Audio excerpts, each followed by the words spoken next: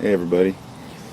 Well, this is Carpo here again, and this is part two, I guess, to this video I just made. I want to just add a little addendum, this little a little quote that a little quote I came up with last year, which is don't let your income be more important than the outcome.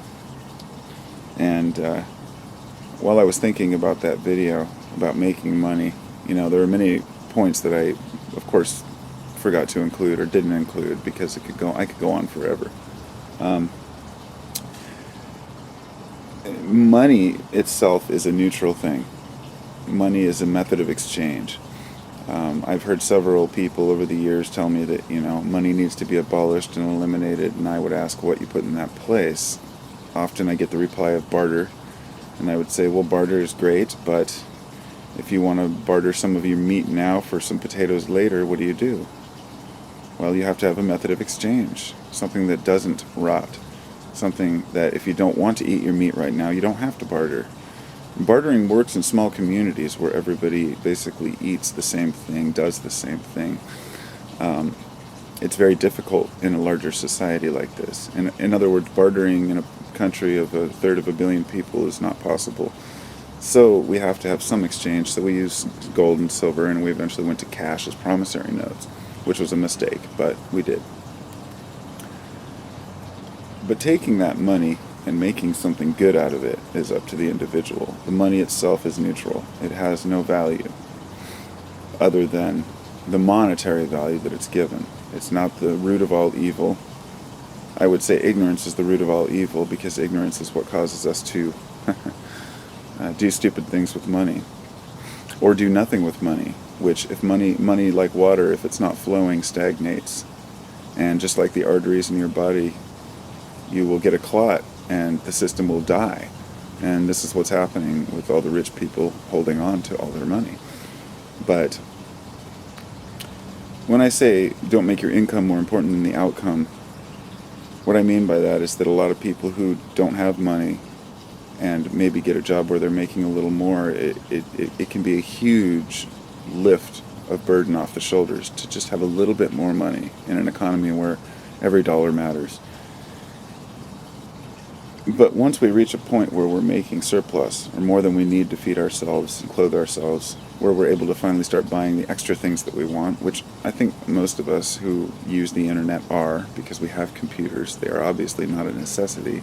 We can say that they are, but, Anyway, I'm sure there are plenty out there who are innocent of this, but most of us, I think, are guilty of having a little more than we need, even if we are poor. In other words, if you have a computer, a television, a phone, these may be things that most people have, but it doesn't mean you need them.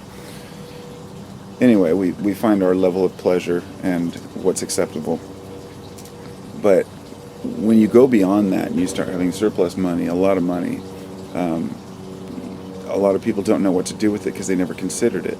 So that's the outcome part of it. You start making income and then you wonder what to do with it. And often people will move into more extravagant homes. They'll buy nicer cars. I mean, we see it all the time. What happens when a person wins the lottery? Often the first thing they do is go buy a car that they would never be able to afford otherwise, just because they can. It's not well thought out, It becomes a status symbol of look what I have and look what I can do. It's just because people aren't trained to handle money. So this is why lottery winners usually go back to being broke. But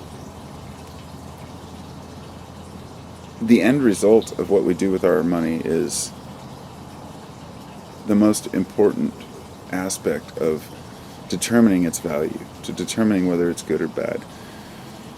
And each one of us has a little bit of money that we can put towards good things. I think all of us do. If we, I would say a majority of us probably have a little bit of money to donate $10 here and there, to give $5 in the store to muscular dystrophy, or to, give $20 to a friend who needs some gas, that kind of stuff. And these are the things that we do that matter, the things that really help people. I always thought if I was a billionaire, I would love to just give away, millions of dollars. I heard a story from a friend. I don't know how true it was, because it was kind of an acquaintance, but he said he went to this local event. It's like concert in the park kind of thing where they have like, or it's like a more, not a concert in the park, I would say it's more like a festival. And he said there's this guy that went in there, some rich guy, and he'd just walk around with this bag full of these bundles of $50,000, and he'd just hand them out to people who looked like they needed help. I thought there's a lot of that goes on in the world, but not often enough. Not often enough. And we point out these goodwill things when we see them. You'll see a little clip on the news or something about so-and-so helped, or some, random donation. I think the most fantastic things that I see happening in the world, and the things that give me hope, are things like people who build these giant, say, structures or playgrounds or parks, and then donate them anonymously.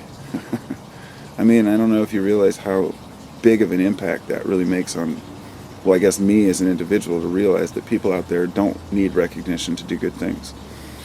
And that billions and billions of dollars are given to charitable organizations every year under anonymous donations. And this is because people don't want to be patted on the back and recognized. They have extra money, they know they need to do good things with it, and they're doing it. So there is good happening out there. But as for individuals, it's just as important with our small incomes to realize what we do with it matters. Every little thing matters. What we buy, our purchasing power. If everyone in America stopped buying fast food, well, fast food would disappear from America. If everyone in America demanded GMO labeling, then we'd have it. It's just that people are misinformed, they're unaware, and there's a lot of money behind keeping things the way they are.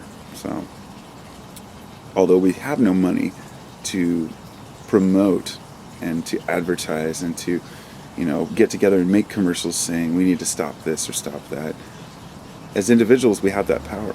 We do. So we may be frustrated seeing everyone else and saying, oh God, everyone else needs to do this, but we need to do it first. So I hear the garbage man, and I guess I better make sure my garbage is out. So